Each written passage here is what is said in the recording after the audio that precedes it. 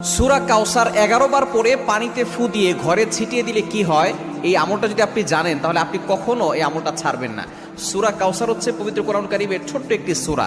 114টি সূরার ভিতরে 108 নম্বর সূরা হচ্ছে সূরাতুল কাউসার। মাত্র 3টি আয়াত রয়েছে এই সূরার ভিতরে। যদিও সূরাটি ছোট্ট, তবে এর ফজিলত অনেক বেশি। আপনি যদি সূরা কাউসার 11 বার পড়তে পারেন, কিভাবে আমল করবেন আমি বলে দিব, তবে কি কি উপকার পাবেন সেটা আমি বলে দিচ্ছি। নাম্বার 1, 1 নাম্বার হচ্ছে এই আমলটা করার মাধ্যমে আল্লাহ তাআলা আপনার ঘরের সকল অভাব দূর করে দিবেন। দ্বিতীয় নাম্বার হচ্ছে আল্লাহ পাক রব্বুল আলামিন আপনার ঘরের ভিতরে বরকত দান করবেন।